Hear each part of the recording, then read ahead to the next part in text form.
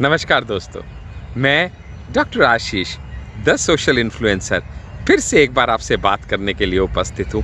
और आज जब मैं यहाँ पार्क में घूमने निकला तो मैंने यहाँ पे बहुत सारे सीनियर सिटीजन्स को देखा, लेकिन हैरानी की बात ये थी कि इनमें से कुछ के चेहरे पे तो मुस्कुराहट थी, दिल में सुकून था, लेकिन कुछ एक ऐसे भी थे जिनकी माथों की लकीरों पे साफ पढ़ा जा सकता था कि वो किसी न किसी परेशानी से ग्रस्त हैं।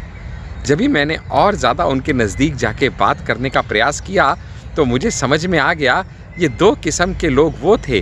कुछ ऐसे थे हु रिटायर्ड विद टेंशन्स और कुछ ऐसे थे हु रिटायर्ड विद पेंशन।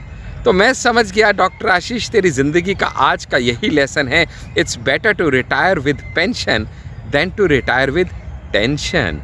और मज़े की बात यह है कि जब हम पेंशन की बात करते हैं तो साथ में हम ये भी समझ लेते हैं कि हम में से ज़्यादातर लोग जो गवर्नमेंट सर्विस में नहीं हैं या शायद हैं भी, तो शायद उनको इतनी पेंशन मिलने वाली नहीं जिनसे उनका गुजारा हो पाए।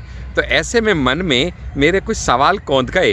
पहला सवाल मेरे मन में आया, डॉक्टर आशीष तुम 60 तक जीना चाहोगे या 100 तक?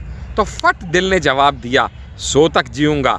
फिर दूसरा सवाल मेरे मन में आया जो अब की बार मेरे दिमाग से टकराया कि डॉक्टर आशीष तुम्हें क्या लगता है, तुम 60 तक कमा पाओगे या 100 तक? तो अब के मेरे दिमाग ने जवाब दिया, डॉक्टर आशीष भले ही तू जीना तो 100 तक चाहेगा पर शायद तू कमा 60 से ज़्यादा नहीं पाएगा। तो फिर दिमाग ने तीसरा सवाल कौंध गया कि अगर तू जीना 100 तक चाहेगा लेकिन तू कमा सिर्फ 60 तक ही पाएगा, तो फिर क्या लगता है तुझे, ये 60 से 100 तक का तेरा सफ़र अच्छा रहेगा या मुश्किलों भरा रहेगा? तो मुझे समझ में आ गया कि मुझे अपने ओल्ड एज को सुरक्षित करना बड़ा ज़रूरी है। और फिर उसके लिए जब मैंने होमवर्क करना शुरू किया तो मुझे समझ में आया कि अपने भविष्य की शांति के लिए अगर कोई तरीका मैं इख्तियार कर सकता हूँ तो वो है जीवन शांति।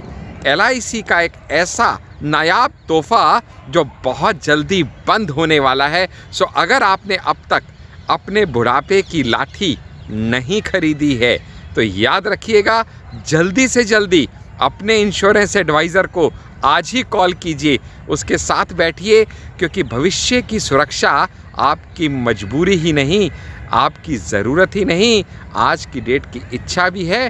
तो अपने LIC एडवाइज़र को ज़रूर कांटेक्ट कीजिए। तब तक के लिए नमस्कार।